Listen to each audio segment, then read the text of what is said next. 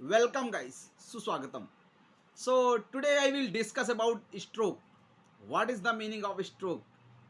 Like लकवा या stroke की बात करते हैं हम, उसके बारे में हम आज डिस्कस करेंगे, रिव्यू करेंगे कि स्ट्रोक क्या होता है। जनरली आपने देखा होगा कि लकवा लोगों को मार जाता है या स्ट्रोक आते हैं। इसमें होता क्या है फ्रेंड्स, कि जो हमारे ब्रेन के न्यूरॉन्स होते हैं, किसी भी कारण वजह ब्लड अगर ब्रेन में ब्लड की क्लॉटिंग आ जाती है, उसमें जो न्यूरॉन्स होते हैं वो प्रॉपर तरीके से एक्टिव नहीं होते हैं और प्रॉपर तरीके से फंक्शन नहीं कर पाते हैं। लाखों न्यूरॉन्स डैमेज होने लगते हैं, जिसकी वजह से प्रॉपर ऑर्गन में ब्लड और ऑक्सीजन नहीं पहुंच पाता।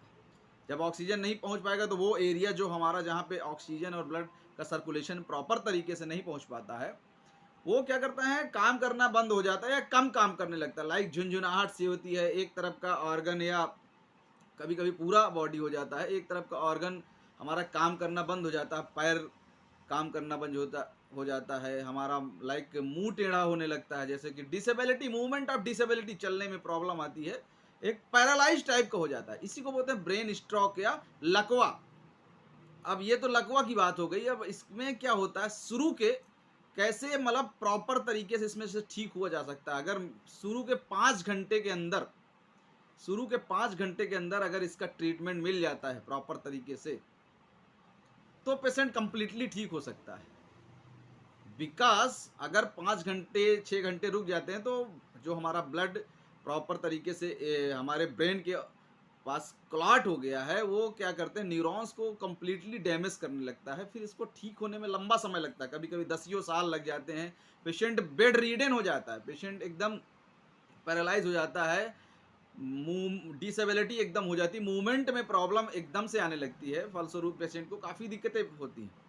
तो अगर शुरू के 5 घंटे में प्रॉपर तरीके से अगर इसका ट्रीटमेंट मिल जाता है, तो पेशेंट बहुत ही ईजिली इसमें से ठीक हो सकता है। अब होता क्या, अगर किसी भी व्यक्ति को ऐसी कोई दिक्कत है, हमारे पास में, पड़ोस में, घर में किसी भी व्यक्ति को अगर लकवा जैसा कोई सिम्टम्स आता है या स्ट्रोक जैसा सिम्टम आता है, तो किसी भी बड़े हॉस्पिटल के सेटअप में से इन्हें ले जा सकते हैं और ले जाएं तुरंत ही।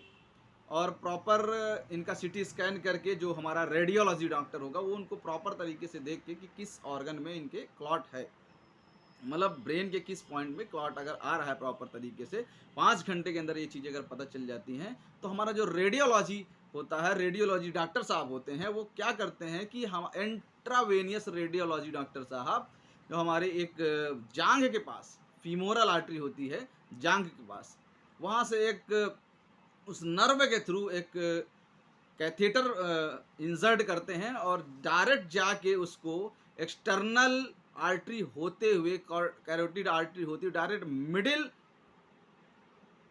सेरिब्रल आर्टरी में पहुंच जाते हैं।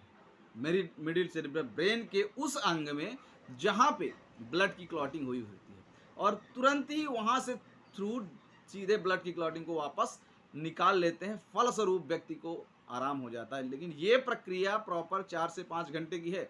अगर 4 से 5 घंटे में प्रॉपर तरीके से पता चल जाता है, तभी ये प्रक्रिया सफल है।